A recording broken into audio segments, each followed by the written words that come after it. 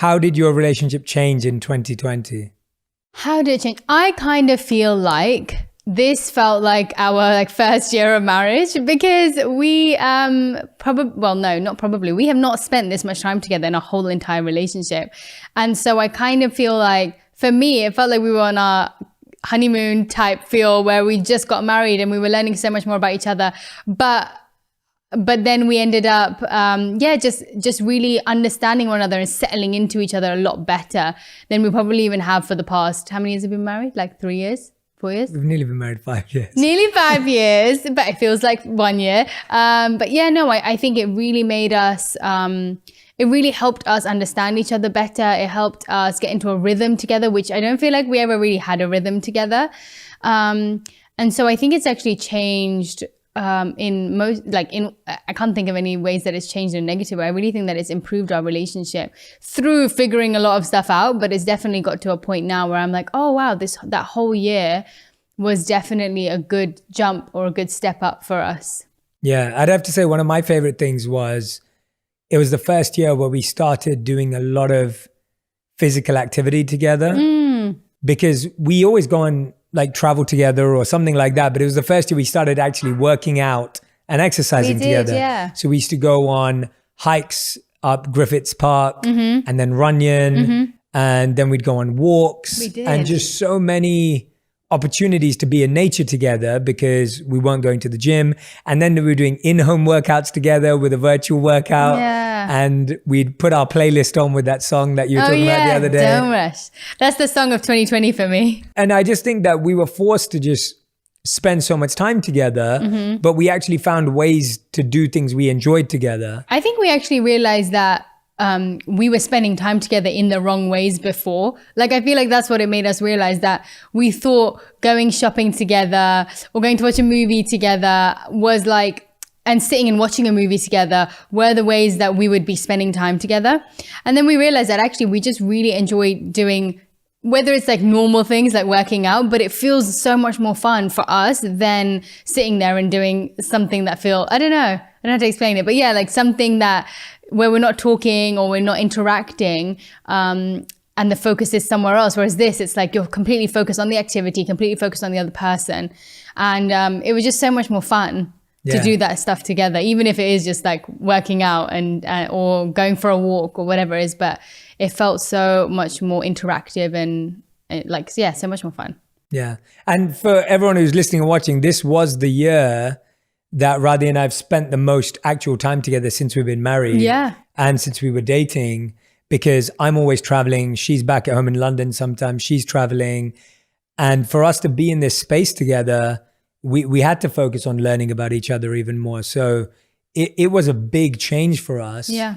And like Radhi said, I think the same. I think it just brought about positives for us, thankfully. And we grew a lot closer this year, I feel. Yeah. And I do think it's also because I don't feel like it felt natural, but at the same time it was natural because we were both very aware and intentional of how we were interacting with the other person. Because of how bad it's gone in the past, I feel like we have been able to use all of those mistakes that we made where we were really trying to figure out a way for it to be better. We both had the intention of making it better, whether it was quarantine, whether it was COVID, whatever it was, that I feel like we'd gone through so many times where we tried and it may be we still weren't understanding each other. We were no, this time we both actually really want to intentionally make an effort to have conversations that we maybe don't have, to resolve things in a way that we don't normally resolve things. And so, yeah, I think that's also important because it wasn't just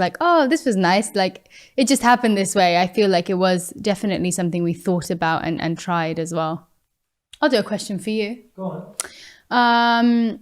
I was thinking about this earlier too, and I was going to ask you separately, but I thought, why not ask you on here, put you on the spot? What is okay, for example, in a relationship when one person asks the other person to do something, I always think about this with you because you always, regardless of when I ask you to do something, no matter if you're let's say something simple, we're both sitting watching something and I'm literally to you, oh, I really want this. And I haven't even asked you to do it, but you'll literally get up and you'll go and do it for me. Or I'll ask you to go get something and you won't even flinch. You'll go out of your way to do it. And actually I was thinking about it and like that seems like such a small thing, but I actually feel like it's not, because a lot of the time where even if it's with your mum, your dad, whatever, it's just, oh, do I really have to go and get it? Like, can't you just go do it yourself? But you, I feel, have generally always been like that. And so I was just going to ask you, because I think it'll be helpful for other people too and helpful for me. Like, what goes through your mind when, even if I'm being really irritating or being a brat, like what makes you just continually do that without like moaning? The first thing that goes through my mind is, you are such a brat. Yeah. you are closer to that light switch right now. You are closer to the water container right now. Yeah. Why are you asking me to do this? That's the first thing that goes through my mind. Yes. Fair. And then my monk mind comes in, and there's two sides to it. First of all, I know you're not asking me because you're trying to make my life difficult. You're doing it because you want to be loved that way. and Maybe, yeah. And I think that when you realize, if you're in a loving, trusting relationship, you start realizing that your partner's requests, even if they seem unreasonable and irrational, a lot of the time, that's just how you want to be loved in that moment. And when you see it in that way, you go, yeah, of course I want to love you in that way, because you're not doing it to hurt me, because I know you love me. You're not doing it to upset me. You're obviously not doing it to irritate me. So then the only reason you could be doing that is because you need some love right now, and you need love in that way, or you need connection in that way, or you need intimacy in that way. And so you're asking for it because it's a request for love. And I think we think of requests for love as like, oh, give me a hug, or I need to talk to you. We think of those things, but actually it's the day-to-day moments in the small things where someone's saying, please love me, please see me, please show up for me. Please bring me a snack. Please bring me a snack. And I think we mistake that language because we think, oh, that person's being so irritable. So demanding. So demanding. And maybe they are. And that's something that you have to check for yourself. True. So if you are that person, Radhi, then you have to check for yourself whether it is demanding and stubborn or whether it is a request for love. Yeah. For yourself. But I've made it in my mind that I believe you love me. And so if I believe you love me, then I should believe that this is you asking for love. And so, but if I didn't believe you love me and I was then insecure about that, annoying. then it would be really annoying. Yeah. And so it doesn't mean that I don't have that thought. It doesn't mean that I don't get internally frustrated with you for a second. And then straight after that, this kicks in and that walks me through it. And I think when people sometimes say to me like, oh, well, haven't you got it all figured out? I'm like, no, the first thought is never the thought that has it all figured out. The first thought is always, oh gosh, whatever. Yeah. It's the second thought. It's taking that time to have that second thought rather than reacting to the first. Yeah. So that's the answer to that question. That's great. Thank you. I've always wondered that. I have actually. So this question came in from our team. It says, tell me about a time where you think we've made a compromise and how did it work out? I'm going to go first. I know the first thing you're going to say is, I don't believe in compromises in relationships. You know me so well. So that's exactly what I was going to say. I was like, as soon as I hear the word compromise, I have a very interesting relationship with the word compromise because I believe that compromise makes you feel that both of you are giving up something you want for something you both don't want. Oh, yeah. Which doesn't make any sense to me. Repeat that. Rewind. That's a good point. Go on. Have a Jay Shetty moment.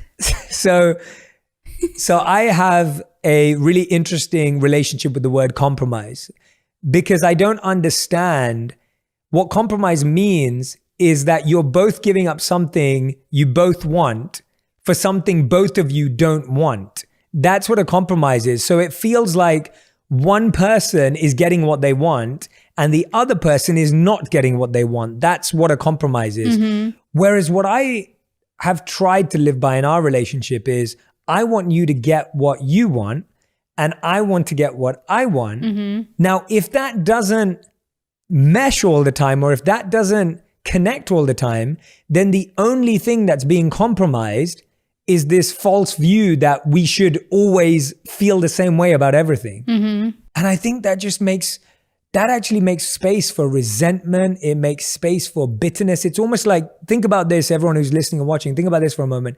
Imagine I gave up what I wanted to do all the time to be where Radhi wanted me to be. Mm-hmm. I'm going to be feeling upset. I'm going to be thinking I should be doing this or I could be doing this. Mm-hmm. And then you develop bitterness towards the other person where you can't even respect and appreciate them. And if you were always dragged to what I'm doing, you may be thinking, well, I could be doing this or I could be doing that. Mm-hmm. And what ends up happening is I feel like you actually move closer away by forcing yourself together. Wait, say that again. You actually end up moving further away. You actually end up moving further away by forcing yourself to be together. Yes. When actually you could move closer together by allowing yourselves to have that space. I agree. So that's my relationship with the word compromise. We've both been very happy for the other person to live freely, to do what they want to do, and without pressure of being like, okay, cool, it's my friend's birthday, for example. And if you're not that interested in coming, or I'm not that interested in coming with you, it's not like, oh my gosh, but you have to come. Like, we're a couple, we can't go places without one another. Like, we're just like, okay, cool. Like, you don't need to go. And we understand that too. It's like, yeah, it's going to be boring for you. Like, you don't need to come with me. And we're very good at making it quite clear if something is important to us, whether it's family stuff, whether it's whatever. Say, okay, cool, you don't need to come to this family thing, but I would really appreciate it if you could make some time and come here. And so I think it's also that where it doesn't feel like a compromise if you know that it's the same thing as what you were saying about the bringing me water or snacks. It's like, you know that the person loves you. And so if you make it explicitly clear what's valuable to you and you still don't feel heard by them, then that's one thing. But like, if I know that you love me and you know what's important to me, I feel like you always know when you need to show up. And if, for example, you haven't, and I may not have communicated it to you, if I tell you afterwards, it's always like, oh, I'm so sorry, I had no idea that's how you felt. And so, yeah, I think it's important, one, like, letting the other person know what is of value to you and whether it's actually that important. Not being like, oh, come with me, and the person says no, and then you're like, oh, okay, fine. Like, it doesn't have to be like that. It can be oh, but please, I like, this is really important to me. So it's communicating and letting you know about that. And also, yeah, understanding that the other person loves you, and that if they are saying no, it's not because they're trying to hurt you. It's because they maybe genuinely have something that's more important to go to or to do. Yeah. And I think you're right that's a really good point, because you expect the other person to read your mind and to know why it should be important to you. And we often have that thought, like, you should know this is important to me. But the truth is that in every relationship, like, no one knows until you explain to them. And I think in our love relationships, in our romantic, even in our friendships, we just expect everyone to fully know what we value. Yeah, it's like even with family, for example, just if someone is really close to their family, you expect in your mind that they realize that that's an important thing. But if, for example, that person is not that close to their family, in their mind, it's like, oh, it's my uncle's birthday. Come to my uncle's birthday, and you're like, I won't even go to my own, not you, but generally someone else might be like, oh, I won't even go to my own uncle's birthday because I'm not that close to them. So I think it's like, you are expecting the other person to live how you live and how you have your relationships or how you value things. And it's an unfair expectation because people have been through so many different things in life.